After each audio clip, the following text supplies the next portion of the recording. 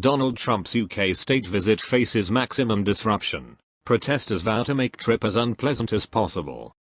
It's weird to see UK seem to have the biggest hate on for Trump, while also having the clearest analog in Trumpian politics as Brexit, although presumably Trump opponents are also Brexit opponents. Edit. Typo. What you should understand is that it's not even his policies in particular that Brits find the most distasteful. Well, Nate White said it best. Here is one Brit's perspective. A few things spring to mind. Trump lacks certain qualities which the British traditionally esteem. For instance, he has no class, no charm, no coolness, no credibility, no compassion, no wit, no warmth, no wisdom, no subtlety, no sensitivity, no self-awareness, no humility, no honor and no grace, all qualities, funnily enough, with which his predecessor Mr. Obama was generously blessed.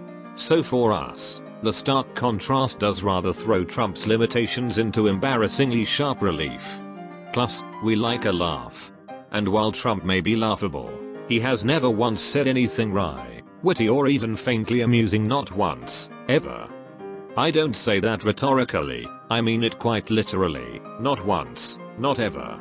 And that fact is particularly disturbing to the British sensibility. For us, to lack humor is almost inhuman. But with Trump, it's a fact. He doesn't even seem to understand what a joke is. His idea of a joke is a crass comment, an illiterate insult, a casual act of cruelty. Trump is a troll. And like all trolls, he is never funny, and he never laughs, he only crows or jeers. And scarily, he doesn't just talk in crude, witless insults, he actually thinks in them. His mind is a simple bot-like algorithm of petty prejudices and knee-jerk nastiness. There is never any underlayer of irony, complexity, nuance, or depth. It's all surface. Some Americans might see this as refreshingly upfront. Well, we don't. We see it as having no inner world, no soul. And in Britain we traditionally side with David, not Goliath. All our heroes are plucky underdogs, Robin Hood, Dick Whittington, Oliver Twist. Trump is neither plucky, nor an underdog. He is the exact opposite of that. He's not even a spoiled rich boy, or a greedy fat cat. He's more a fat white slug. A Jabba the Hutt of privilege. And worse, he is that most unforgivable of all things to the British, a bully. That is, except when he is among bullies, then he suddenly transforms into a sniveling sidekick instead. There are unspoken rules to this stuff, the Queensberry rules of basic decency, and he breaks them all. He punches downwards, which a gentleman could never do, and every blow he aims is below the belt. He particularly likes to kick the vulnerable or voiceless, and he kicks them when they are down. So the fact that a significant minority, perhaps a third of Americans, look at what he does, listen to what he says, and then think, yeah, he seems like my kind of guy, is a matter of some confusion and no little distress to British people, given that Americans are supposed to be nicer than us, and mostly are. You don't need a particularly keen eye for detail to spot a few flaws in the man. This last point is what especially confuses and dismays British people, and many other people too. His faults seem pretty bloody hard to miss. After all, it's impossible to read a single tweet, or hear him speak a sentence or two, without staring deep into the abyss. He turns being artless into an art form. He is a Picasso of pettiness, a Shakespeare of shit. His faults are fractal. Even his flaws have flaws, and so on ad infinitum. God knows there have always been stupid people in the world, and plenty of nasty people too. But rarely has stupidity been so nasty, or nastiness so stupid. He makes Nixon look trustworthy, and George W. look smart. In fact, if Frankenstein decided to make a monster assembled entirely from human flaws, he would make a Trump. And a remorseful Dr. Frankenstein would clutch out big clumpfuls of hair and scream in anguish. My God, what have I created? If being a twat was a TV show, Trump would be the boxed set. Nate White. This is disturbingly accurate. All except the most unforgivable thing is a bully. That's disingenuous uppity horseshit. Churchill was a bully.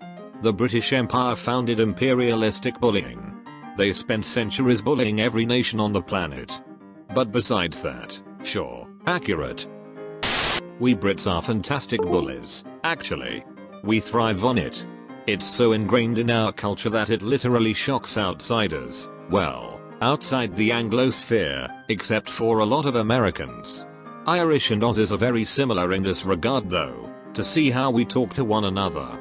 Piss-taking, banter, ribbing, whatever you call it is all basically just bullying. You're teasing someone for your amusement, you pick at people's weaknesses in their character, and humble them. That's what Brits do as a pastime. The thing that really distinguishes it from bullying, in the traditional sense, is that everyone does it. We are all complicit, we are all targetable, and none of us are immune. It's equal opportunity bullying. And if you play by those rules, and know how to take it, and give it back on equal terms, you get on fine, even at the extremes. Basically, the British belief is that if you are willing to act like a cunt, you can't cry when we treat you like one. It's not bullying we hate. You can definitely be a bully very successfully here, but you can't give me shit, and then chuck a wobbly when it comes back.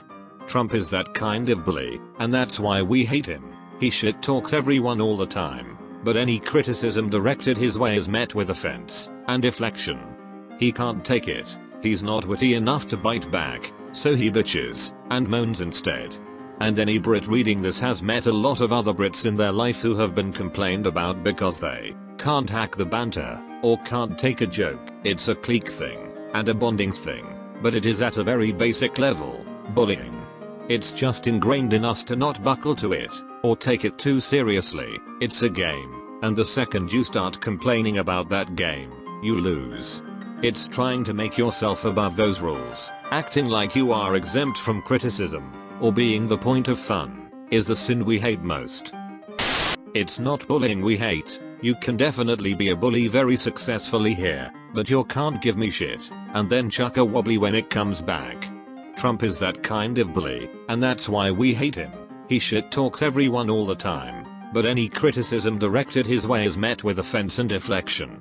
He can't take it. He's not witty enough to bite back, so he bitches and moans instead. And any Brit reading this has met a lot of other Brits in their life who have been complained about because they can't hack the banter, or can't take a joke. You hit the nail on the head. Don't dish it out if you can't take it. Aussies are similar. It's just ingrained in us to not buckle to it, or take it too seriously. It's a game, and the second you start complaining about that game, you lose. Even then, there is such a thing as going too far. One of the problems with banter is that it can be used as an excuse for just being a twat. Edit. It's interesting that Trump is the second president to not attend the correspondence dinner. The first was Reagan, who was in hospital after being shot, which I think is a reasonable enough excuse. He sent a video message. My favorite part is when he threatens not to visit if he is protested. Does he seriously think they care? I mean, sure, from a diplomatic point of view, it might be bad, but from the protesters' point of view, it would probably be the best thing ever. Well, by not showing up you can only catch so much flack, but by showing up and making a fool of yourself it becomes exponentially worse. My guess is that the UK is giving him a justification for not showing up, which is the best possible scenario for him. We get weeks of content every time he goes to Europe because he always does something worth making fun of. I would expect Trump will travel by whatever means necessary to avoid having to even see a protester, and then tweet about how lovely it was that the crowds were there to support him. Of course, most people would know it was bullshit, but it would still work with his base. I don't think Trump's supporters care what British protesters think. If anything, Trump being protested just makes their boners that much harder. Trump supporters believe that the more they are opposed, the more they must be right because everybody is just butthurt about them being right. Lol, he's going to try and have meetings in central London? Fucking rip. That's bad enough without hundreds of thousands of people dedicating their day to making yours as difficult as possible. The bastard can only use roads as well. A couple of pink boats ought to do the trick. The worst part is that he's going to come back to the US and act like Yale praised him in the streets for being the most wonderful politician and businessman of all time. Fox will make it seem like a rousing success, and he will brag about how great he was and how adored everyone made him feel. It's like falling face first directly into a pile of mud, standing up covered in it, and claiming he just took a bath and is the cleanest he has ever been while the rest of the world stares at him in utter confusion.